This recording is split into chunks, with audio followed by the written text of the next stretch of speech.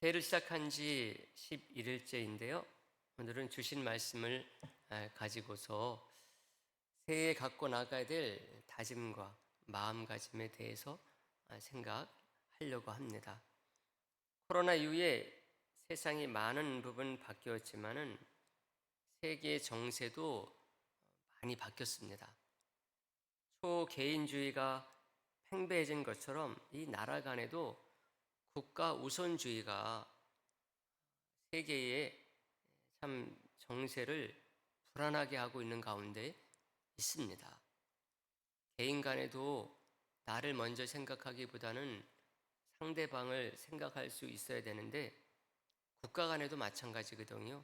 내 나라가 중요하면은 상대방 나라도 중요하다고 생각을 해야 되는데 요즘 국가적인 관계 속에서도 내 국가 우선주의가 팽배해지다 보니까는 세계 정세가 너무나 불안한 가운데 있습니다. 러시아와 우크라이나 간의 전쟁이 수년째 중단되지 않고 계속되고 있어요.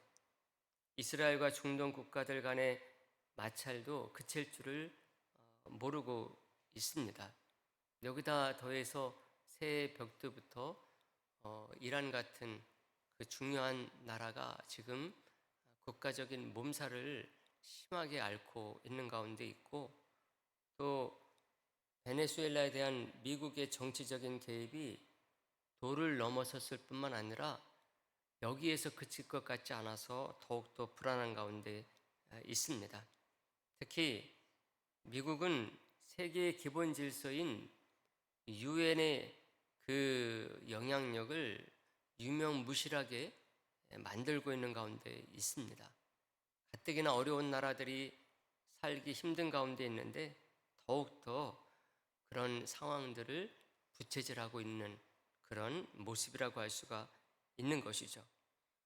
이런 정세가 우리 국내 정세와 무관할 수가 없어요. 심리적인 불안감이 조용히 퍼지고 있는 그런 모습이라고 할 수가 있습니다. 이런 세상 속에서 2026년을 살아가게 될 우리 모든 성도님들에게 말씀을 가지고서 사는 그런 믿음이 더욱더 힘을 얻을 뿐만 아니라 오늘 말씀을 통해서 우리들이 더욱더 힘을 얻고 나아가는 계기가 되기를 간절히 바라겠습니다.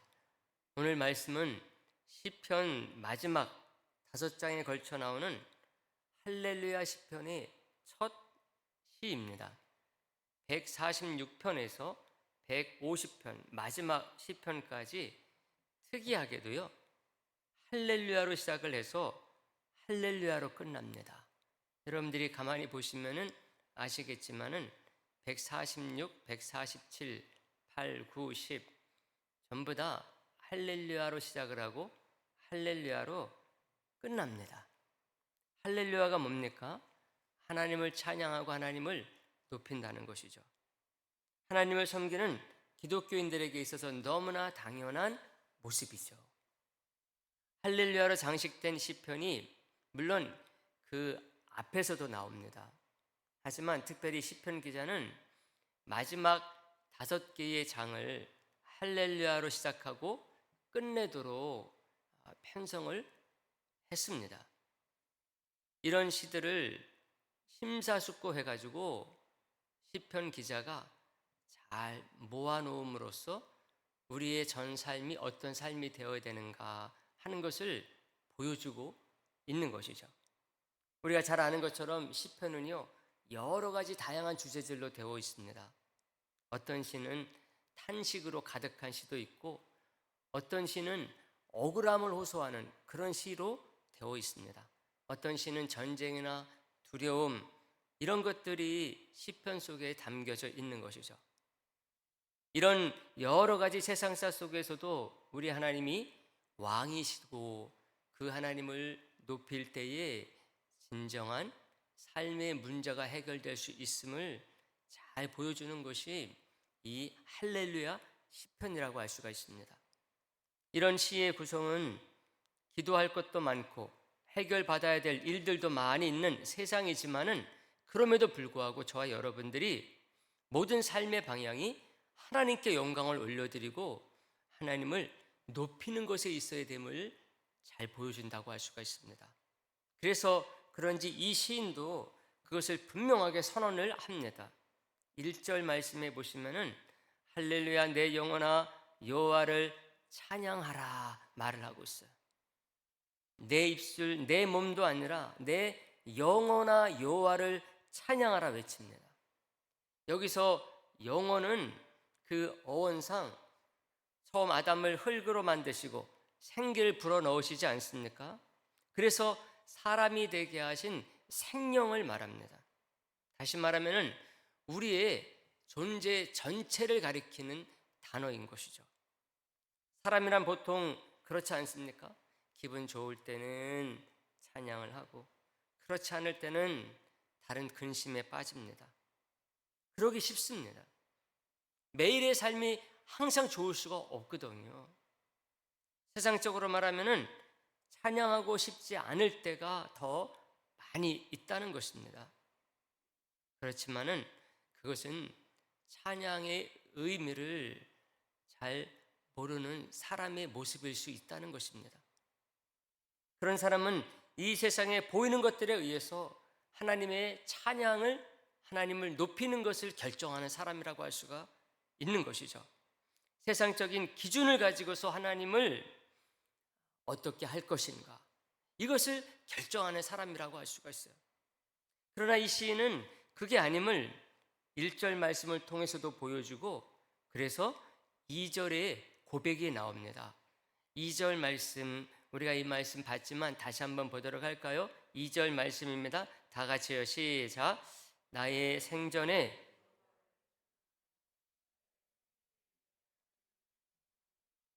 아멘. 하나님의 은혜 아래 있는 사람의 신앙 의지가 이 표현 속에 잘 담겨져 있습니다. 그 히브리어로 말하면은 PL 미완료형으로 되어 있어요. 그 표현이 내 하나님을 찬성하리로다 이 속에 담겨져 있습니다. 앞에 보면은 나의 생전에 나의 평생에 이라는 같은 의미의 다른 단어가 반복이 되고 있거든요. 다시 말하면은 전 존재와 전 삶 속에서 하나님을 찬양하겠다고 하는 그 은혜를 아는 자의 신앙 의지가 이 속에 잘 담겨져 있다고 하는 것이죠. 왜냐하면 하나님이 어떠한 분이신가를 너무나 잘 알고 있기 때문에 그렇다고 할 수가 있습니다.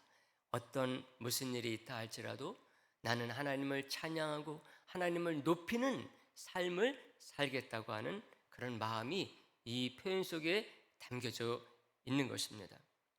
그러므로 올 한 해 우리가 어떤 마음과 자세로 나아가야 될지를 잘 알게 해주는 말씀입니다. 올 한 해 전망이 밝지가 않고 또 내외적으로 부담스러운 일들이 적지 않을 것이긴 하지만은 이런 것들에 의해서 좌우되는 게 아니라 온 마음과 정성과 뜻을 다해서 주님을 찬양하고 높일 뿐만 아니라 우리 주님께서 우리를 어떤 상황에까지 몰고 가신다 할지라도 주님께서 부르시는 그날까지 하나님을 경외하는 은혜의 자리에 있기를 주님의 이름으로 부탁의 말씀을 드리겠습니다. 여러분, 바울이 고린도전서 10장 31절에서 이런 말을 해요. 그런즉 너희가 먹든지 마시든지 무엇을 하든지 다 하나님의 뭐를 위해서 하라? 영광을 위해서 하라. 이렇게 딱 말합니다. 먹든지 마시든지 무엇을 하든지 우리 하나님은 영광 받으실 만한 존재이고 우리의 입술과 삶을 통해서 경배를 받으시고 높으심을 받으시기에 부족함이 없는 분이심을 저 여러분들이 꼭 기억할 수 있게 되기를 간절히 바라겠습니다. 바울이 고린도 성도들뿐만 아니라 로마 교회 성도들에게도 아주 강하고도 많은 말씀으로 이것을 권면을 합니다. 특히 로마서 15장 10절 11절 말씀에서 그렇게 말해요. 또 이르되 열방들아 주의 백성과 함께 즐거워하라. 또 모든 열방들아 주를 찬양하며 모든 백성들아 그를 찬송하라 하였으며 이렇게 딱 말하고 있습니다. 이것이 우리 성도의 삶의 시작이고 끝이 되어야 됨을 보여주는 것입니다. 이렇게 될 때 우리의 삶의 방향이 바른 방향으로 가게 되는 것이죠. 세상에 의해서 흔들리지 않게 됩니다. 오늘날 많은 사람들이 어떤 면에서는 여가 시간을 주체할 줄을 모릅니다.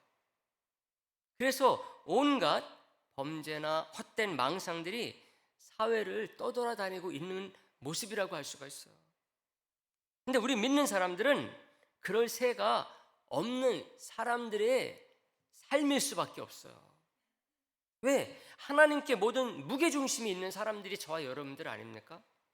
삶의 중심이 있는 사람들이에요.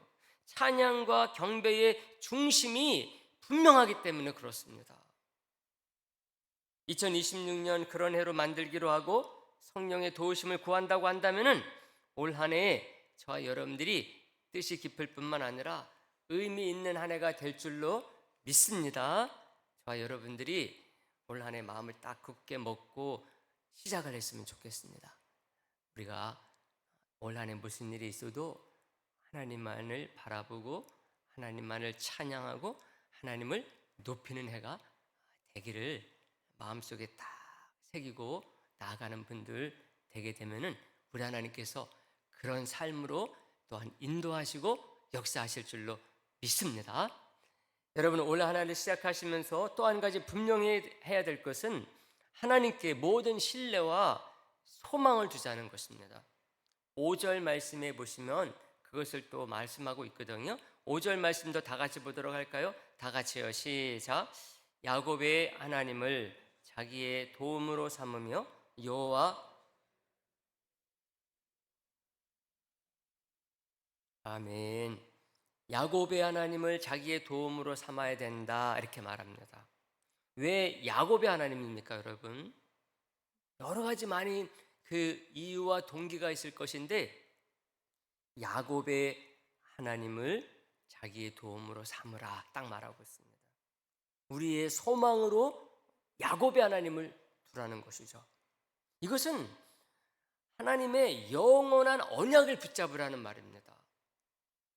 야곱은 하나님의 언약의 백성이 아니었다. 그렇다고 한다면요, 세상에서 아마 이리 치이고 저리 치이는 그런 인생 살다가 죽었을 것입니다. 젊어서는 형 에서에게 치이고 결혼을 해서는 외삼촌 라반에게 치면서 살았거든요. 나이가 들어서는 아내들과 자녀들에게 치이면서 험난한 인생 경험으로 막을 내릴 그런 사람이었어요. 하지만 하나님은 야곱에게 하나님이 되어주셨습니다. 야곱을 하나님의 자녀로 삼아주신 것이죠. 여러분 에서가 더 용감하고 남자답고 시원시원한 사람이었습니다. 이것은 부인할 수가 없어요. 호탕한 사람이었습니다. 근데 하나님은 에서의 하나님이 되지 않으셨어요. 야곱의 하나님이 되셨습니다.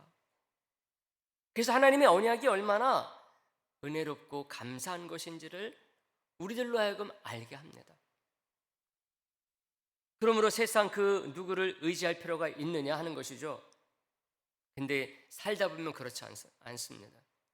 보이지 아니하는 하나님보다 보이는 사람을 의지하고 돈을 의지하고 세상의 관계와 영향력들을 의지합니다. 그래서 3절에서 이렇게 딱 말을 합니다. 귀인들을 의지하지 말며 도울 힘이 없는 누구도 인생도 의지하지 말라 말합니다. 그것들이 힘이 되고 도움이 된다 할지라도 그거는 잠시 잠깐이라는 것이죠. 그 힘과 능력도 능력이지만 어느 순간인가 그게 순식간에 없어지기도 하거든요. 그래서 하나님을 도움 삼고 살라는 것입니다. 하나님께 소망을 두는 것이 가장 지혜롭고 복된 투자 중에 투자임을 말씀해 주고 있어요. 여러분 이런 것들이 필요 없다는 말은 절대로 아닙니다. 관계는 사람과의 관계도 중요하죠. 그래서 하나님도 말씀하시기를 사랑하되 서로 사랑하라 이렇게 말씀하세요. 근데 사람은 사랑의 관계에서 머물러야 되지 믿음의 대상이 돼서는 안 됩니다. 그러면은 사람이 어느 순간인가 타락하게 되어 있고 변질되게 되어 있어요. 베드로도 그래서 예수 그리스도를 우리의 산 소망이다 이렇게 딱 말했습니다. 베드로전서 1장 3절에 보면은 우리 주 예수 그리스도의 아버지 하나님을 찬송하리로다. 그의 많으신 긍휼대로 그리스도를 죽은 자 가운데서 부활하게 하심으로 말미암아 우리를 거듭나게 하사 산 소망이 있게 하셨다 딱 말해주고 있어요. 베드로도 인생의 결론이 난 고백을 이렇게 딱 말해주고 있어요.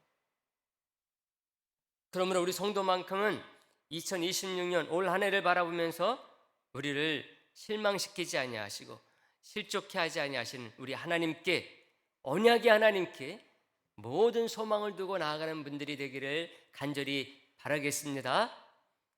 마지막으로 중요한 부분이 오늘 뒷부분에 나오는데요, 7절 말씀입니다. 7절 말씀, 이 말씀도 우리가 다 같이 다시 한번 보도록 할까요? 다 같이 보겠습니다. 시작.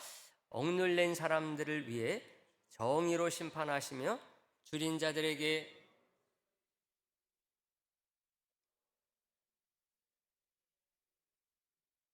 아멘. 이 시의 또 다른 특징 중에 하나가요, 세상에 하나님이 편히 되어 주시는 부류들이 누구냐, 이것을 가장 많이 언급하고 있는 구절이 이 시에 딱 나온다는 것입니다. 7절 말씀에 보시면 억눌린 자, 줄인 자, 갇힌 자가 나오거든요. 8절도 보시게 되면은 맹인들, 비굴한 자들이 언급이 돼요. 9절 말씀에 보게 되면은 나그네들, 고아와 과부들을 도우시는, 붙드시는 하나님에 대해서 딱 말씀을 해주고 있습니다. 이것을 보게 되면은 우리 하나님이 이 세상에서 누구의 편이 되어주시는 하나님이시냐, 이거를 잘 보여줍니다. 이것은 우리 예수님이 이 세상에 오셔서 집중하신 사역 속에서도 잘 보여줍니다.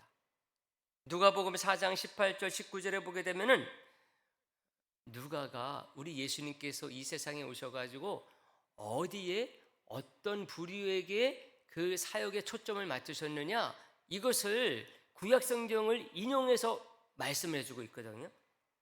주의 성령이 내게 임하셨으니 이는 가난한 자에게 복음을 전하게 하시려고 내게 기름을 부으시고 나를 보내사 포로된 자에게 자유를, 눈먼 자에게 다시 보게 함을 전파하며 눌린 자를 자유롭게 하고 주의 은혜의 애를 전파하게 하려 하심이라 하였더라 딱 말해주고 있습니다.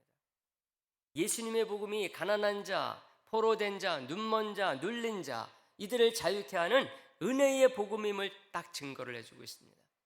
이 말씀이 그냥 예수님께서 오셔가지고 어떻게 거기에 초점을 맞추게 되셨다, 이런 정도가 아니에요. 구약의 이사야 선지자가 이미 예언한 말씀입니다. 그래서 이런 하나님의 관심이 이런 부류들에게 있다라고 하는 것이 얼마나 중요한 신앙의 방향성인가를 잘 보여줍니다. 이사야서 61장 1절과 2절 말씀에 보게 되면은 그 말씀이 잘 예언으로 담겨져 있거든요. 주 여호와의 영이 내게 내리셨으니 이는 여호와께서 내게 기름을 부으사 가난한 자에게 아름다운 소식을 전하게 하려 하심이라. 나를 보내사 마음이 상한 자를 고치고 포로된 자에게 자유를, 갇힌 자에게 노임을 선포하며 여호와의 은혜의 해와 우리 하나님의 보복의 날을 선포하여 모든 슬픈 자를 위로하되 딱 말하고 있습니다. 여러분, 이 말씀은 어떤 세상의 복지 정책에 대한 선언이 절대로 아닙니다. 우리 하나님은 이 복지에 관심이 많으신가 보다, 그런 말씀이 절대로 아니에요. 이것은 하나님의 통치의 성격을 잘 보여줍니다. 이렇게 표현해도 될지 모르지만은요, 하나님의 존재 이유라고 할 수가 있어요. 하나님이 왕이시다 그러면은 그 나라에서는 절대로 약자가 방치되지 않습니다. 결국 이 시는 메시아가 이 세상에 오시면 어떤 일을 하실지 미리 그려놓은 시예요. 자유, 회복, 치유, 보호, 정의. 이것은 단순한 세상이나 사회 개혁이 아니라 죄와 죽음의 질서에 대한 구속적인 관심을 잘 보여줍니다. 예수님이 오셔서 완성하실 하나님의 나라를 미리 보여주신 거고, 그 미리 보여주신 것을 예수님께서 오셔가지고 그것을 진정한 하나님의 관심사임을 삶을 통해서 보여주셨고 십자가를 통해서 완성하신 것입니다. 이것은 우리가 한 해를 살 때에 우리의 삶, 믿음의 방향성이 어디에 있어야 되는지를 잘 보여주는 거죠. 그래서 어느 날 세계의 이런 정세가 염려가 되는 것입니다. 그래서 미국의 미래가 염려될 수밖에 없어요. 우리나라도 마찬가지예요.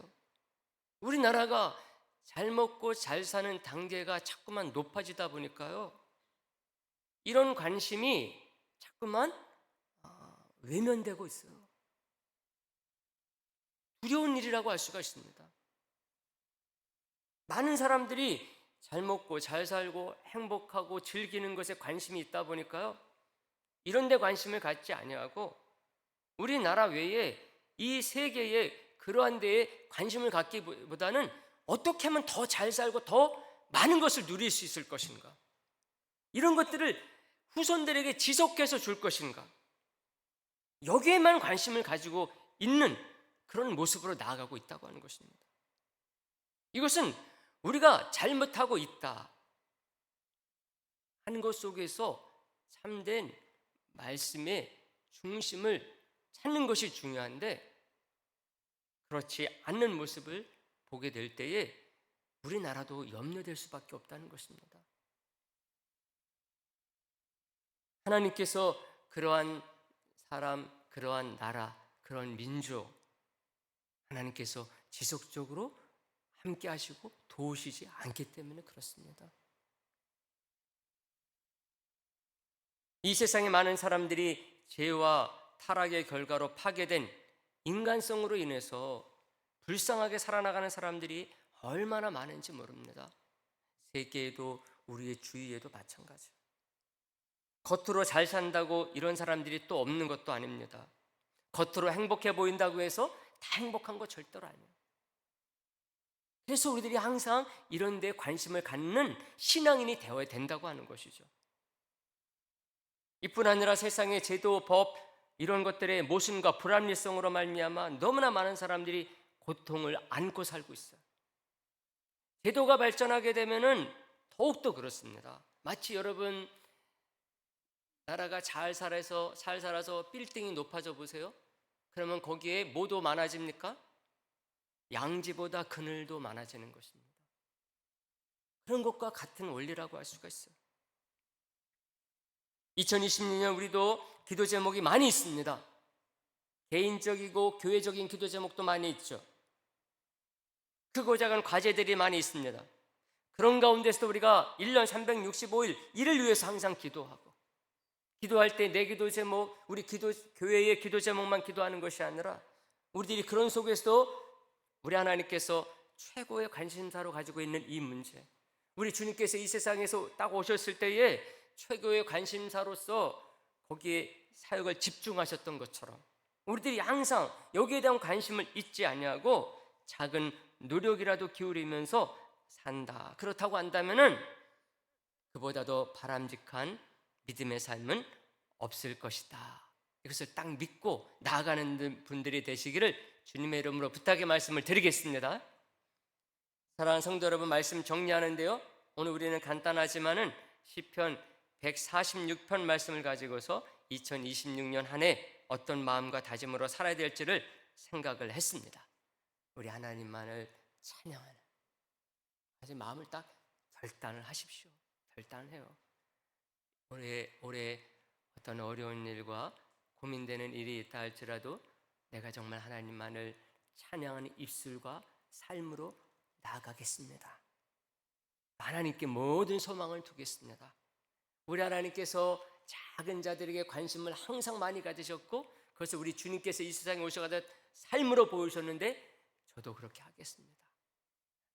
결단을 하고 우리 하나님의 은혜에 주신 것들에 대해서 어떻게 반응할 것인가 하는 마음을 굳게 갖는다고 한다면, 우리 주님께서 이것을 기쁘게 보시고 저와 여러분들의 크고 작은 기도 제목들도 다 들어 응답하여 주실 줄로 믿고 나아가시기를 간절히 바라겠습니다. 여러분, 10절 마지막 절에 이 시편 기자가 이런 말을 남겨요. 시온아, 여호와는 영원히 다스리고 내 하나님은 대대로 통치하시리로다. 할렐루야, 이 말씀을 합니다. 우리 하나님은 영원히 계실 뿐만 아니라 하나님의 통치는 영원하고 분명합니다. 십자가에 죽으셨다가 부활하신 우리 주님은 이것을 더욱 분명하게 증거해 주셨어요. 그러므로 믿음의 삶, 믿음의 노력들은 결코 헛되지 않다 하는 것을 알려주는 거죠. 그러므로 2026년만큼은 이 세상이 주는 잠시 잠깐의 맛에 취해 사는 것이 아니라 하나님의 말씀을 따라 믿음으로 사는 해가 되기를 주님의 이름으로 다시 한번 부탁의 말씀을 드리겠습니다. 하나님 아버지, 감사를 드립니다. 하나님, 오늘도 저희들에게 귀한 말씀을 통하여서 새해를 시작하는 우리 모든 성도들에게 올 한 해 어디에 중심을 두고 살아가야 될지 이 말씀 가운데 거하기를 원하는 우리 모든 성도들에게 복의 복을 더하여 주시옵소서. 올 한 해 정말 주님께서 가지고 계시는 관심사, 집중하시고자 하는 그런 귀한 집중력을 가지고서 우리의 모든 삶이 주님께서 기뻐하시는 믿음의 삶으로 나아가게 하여 주시옵소서. 오늘도 나올 때 귀한 헌금 준비하여 들어오니 우리 하나님께서 기쁘게 받아주시고 우리 모든 성도들 건강을 지켜주시기를 주문하옵고, 그 가정과 직장, 사업, 우리 자녀손들 우리 하나님께서 항상 인도하여 주시옵소서. 무엇보다도 우리 하나님께서 추위 가운데 건강을 지켜주셔서 주님 기뻐하시는 믿음의 삶 사는데 부족함이 없도록 도와주시옵소서. 지금은 우리 주 예수 그리스도의 은혜와 하나님 아버지의 사랑하심과 성령님의 그 충만하심이 이제 말씀을 들고 온 세상을 향해서 나가는 우리 모든 성도 그 삶과 기업 위에 이제로부터 영원까지 함께 계실지어다. 아멘.